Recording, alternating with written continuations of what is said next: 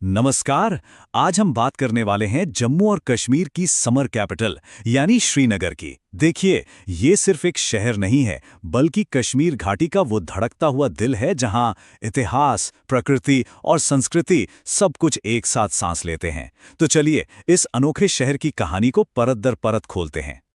आपने सुना होगा कि श्रीनगर को पूरब का वेनिस भी कहते हैं। अब ये नाम सुनते ही दिमाग में क्या आता है? झीलें, खूबसूरत बाग, हाउसबोट्स, है ना? पर क्या सिर्फ यही इसकी पहचान है?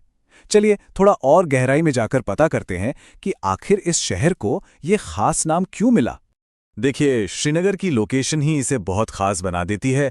ये कश्मीर घाटी के एकदम दिल में बसा हुआ है और यहाँ से बहती है जीवन देने वाली झेलम नदी, जो शहर को बीच से दो हिस्सों में बांटती है। असल में यही नदी और इसके चारों ओर फैली झीलें ही तो इस शहर की असली पहचान है। अच्छा, तो इस शहर की आत्मा को अगर समझना है ना, तो हमें इसके इतिहास की गहरी परतों में उतरना ही होगा। श्रीनगर ने क्या कुछ नहीं देखा, बड़े बड़े साम्राज्यों को बनते और बिगड़ते देखा है, और हर दौर ने इस पर अपनी एक अमिट छाप छोड़ी है। श्रीनगर का इतिहास कोई 100-200 साल का नहीं, बल्कि कई सदियों पुराना और परतों से भरा है। सोचिए, ये शहर सम्राट अशोक की श्रीनगरी के रूप में जन्मा, फिर राजा प्रवर सेन के प्रवरपुर के रूप में बढ़ा, और फिर मुगलों और सिखों के राज में इसने एक बिल्कुल नया रूप ले लिया। मतलब हर दौर ने इसे एक नई पहचान दी। खासकर मुगलों का, और उसमें भी सम्राट अकबर का योगदान यहाँ की बनावट में साफ दिखता है। उन्होंने हरी पर्वत पर एक मजबूत किला तो बनवाया ही, साथ ही उसके चारों ओर एक पूरा शहर भी बसा दिया, जिसे नागर नोगर कहा गया। और यह सिर्फ एक किला या शहर बनाना नहीं था, यह उस वक्त की लोकल इकोनॉमी को बढ़ावा देने का एक बहुत बड़ा जरिया भी था।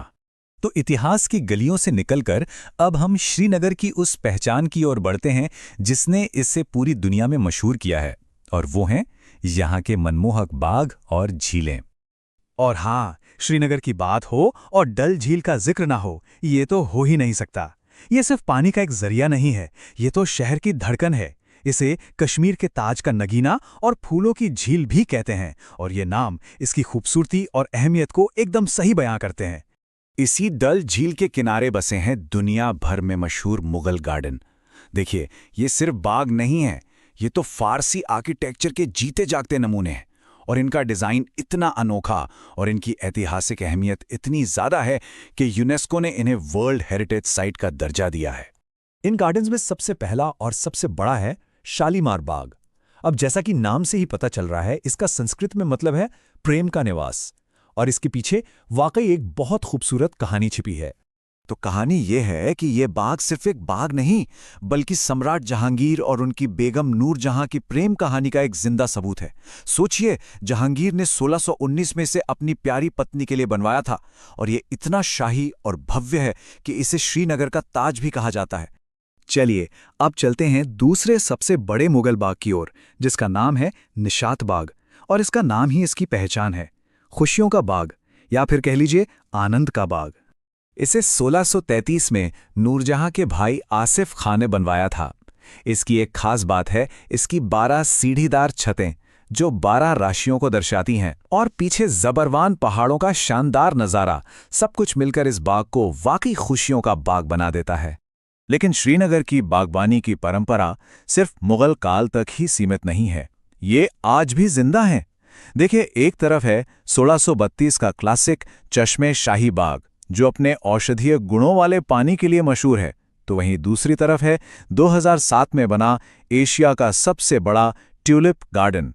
ये दिखाता है कि कैसे वक्त के साथ ये शहर बदला है और मॉडर्न टूरिज्म का एक नया सेंटर बन गया है। तो श्रीनगर की पहचान सिर्फ बागों और झीलों तक ही नहीं है, इसकी एक बहुत गहरी सांस्कृतिक और आध्यात्मिक विरासत भी है, जो इसके कह सकते हैं कि कण कण में बसी है। तो चलिए, अब इसकी इस जिंदा विरासत से मिलते हैं। इस शहर का जो आध्यात्मिक ताना बाना है, वो इसकी डाइवर्सिटी को दिखाता है। मतलब एक तरफ डल झील के किनारे सफेद संगमरमर की हजरत बल दरगाह है, तो दूसरी ओर 370 लकड़ी के खंभों पर टिकी हुई शानदार जामिया मस्जिद, और फिर पहाड़ी की चोटी पर है प्राचीन शंकराचार्य मंदिर, जहां से पूरे शहर का एक कमाल का नजारा दिखता है। आध्यात्मिकता के साथ साथ श्रीनगर सदियों से आर्ट और क्राफ्ट का भी एक बहुत बड़ा सेंटर रहा है। यहाँ के कारीगरों का हुनर पीढ़ियों से चला आ रहा है, चाहे वो अखरोट की लकड़ी पर की गई बारीक नक्काशी हो, या फिर दुनिया भर में मशहूर पश्मीना शॉल की बुनाई, या फिर वो रंग बिरंगी पेपर माशे की कला हो। और जानते हैं, हाल ही में एक खास साल ने श्रीनगर की इसी कलात्मक विरासत को ग्लोबल स्टेज पर एक नई पहचान दी है, और वो साल था 2021। जी हां, 2021 में यूनेस्को ने श्रीनगर को शिल्प और लोक कला के लिए एक क्रिएटिव सिटी के तौर पर मान्यता दी। अब ये सिर्फ एक अवार्ड नहीं है, ये सम्मान शहर की सदियों पुरानी आर्ट की परंपरा का जश्न है, और साथ ही यहाँ के हजारों कारीगरों के हुनर और उनकी मेहनत को एक ग्लोबल पहचान भी देता है। तो कुल मिलाकर देखें तो श्रीनगर इतिहास, प्रकृति और संस्कृति का एक ऐसा अनोखा संगम है, एक ऐसा शहर जो अपनी सदियों पुरानी विरासत को आज भी संभाले हुए है। लेकिन सवाल ये उठता है कि आज के इस बदलते दौर में ये शहर अपनी इस कीमती विरासत को आने वाले कल के लिए कैसे बचा कर रखेगा? ये सोचने वाली बात है।